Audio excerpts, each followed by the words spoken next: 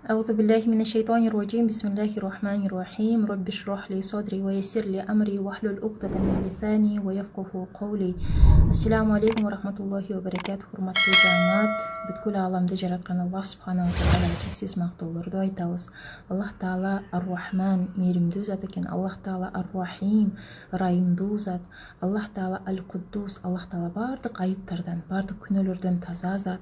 Аллах таала аль-Муиз, Аллах таала кимди кааласа ызаттап коет экен. Аллах таала кимди кааласа кор кылып коет экен. Аллах таала кааласа күндү түн кылып коет. Аллах таала кааласа түндү күн кылып коет экен. Аллах таала бардык нерсеге кудуреттүү зат экен. Ошондой эле Аллахтын сүйүктүү пайгамбары болгон, хабиби болгон Мухаммад саллаллаху алейхи вассаламга, анын үй бүлөсүнө, сахабаларына, табииндерге салам жана салаваттарды жолдоп баштайбыз. Урматтуу жамаат, азыр мен сиздерге кереметтүү Ихлас сүрөсү, Аль-Фалак жана Ан-Нас сүрөлөрү жөнүндө, алардын фазилеттери жөнүндө кыскача баяндама кылып беремин. Пайгамбарыбыз саллаллаху алейхи вассалам Куран окуунун соопчулугунун баа жеткиз экендигине ар дайым басым кылып келген. Себеби караңыздарчы, жөн эле китеп окуп коюу менен Аллах таала бизге чексиз соопторду, эселенген соопторду берип коет экен. Ага далил пайгамбарыбыз саллаллаху алейхи вассалам айткан экен: кимде ким Курандан бир тамга окуй турган болсо, ага 10 сооп жазылат. Караңыздарчы, бир тамга үчүн эле 10 сооп алат экенбиз. Жана мен айтпай элемин алиф лам мим деген бул бир тамга деп. Балким алиф бул бир тамга, мим бул башка тамга, лам деген бул башка тамга. Демек алиф лам мим деп коюшубуз менен эле бизге 30 сооп жазылып калат экен. Эми элестетиңиздер, эгерде Куранды башынан аягына чейин окуй турган болсок, кандай деген соопторго ээ болобуз? Божомол менен эсептегенде Куранды башынан аягына чейин окуй турган болсок, бизге 33 миллион 10,2 сооп жазылат экен. Элестетиңиздер, 33 миллион деген эмне деген сооп? Аллах таала ушунчалык мээримдүү зат, эгерде Аллах таала кааласа, ошол сооптордун себебинен биздин баардык күнөөлөрүбүздү күлгө айландырып коет. Баардык күнөөлөрүбүздү чаңга айландырып коет. Аллах таала кудуреттүү зат.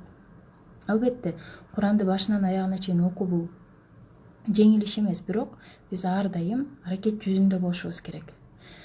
Себеби Куранды биз отуруп эле окубайбыз. Куранды биз туруп да окуй алабыз, отуруп да окуй алабыз, кааласак иште жүрүп да окуй алабыз, даже жатып алып да окусак болот экен.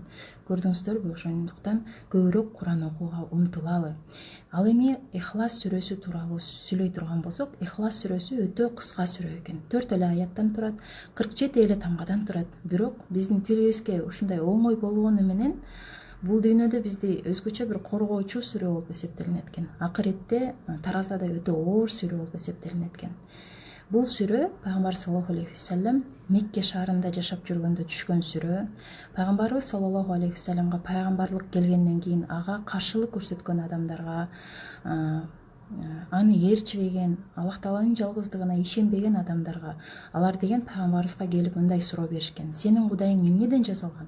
Эмне себептен алар мындай суроо берди? Себеби алар ушунчалык надан болушкан. Алар деген таштарга сыйынчы, алар деген асманга сыйынчы, айга сыйынчы, кандай бир макулуктардын баарына сыйына беришчү экен. Ошол себептен алар сурайт экен: сенин Кудайың эмнеден жасалган деп. Ошондо Аллах таала жооп катары Ихлас сүрөсүн түшүргөн экен. أعوذ بالله من الشيطان الرجيم. بسم الله الرحمن الرحيم. Кул هو الله أحد. Айткан: я Мухаммад, Аллах таала жалгыз. Аллаху самад. Аллахка эч ким шерик боло албайт. Аллах таала эч кимге муктаж эмес. Лам ялиду ва лам юлад. Аллах таала төрөлбөгөн жана төрөбөгөн. Ва лам якул лаху куфуан ахад. Аллах таалага эч ким теңдеш боло албайт. Көрдүңүздөрбү? Демек бул сүрөдө Аллах тааланын жалгыздыгы, Аллах таала эч кимге муктаж эместиги баяндалгандык себептүү ушунчалык улуу сүрөлөрдөн болуп эсептелип атат.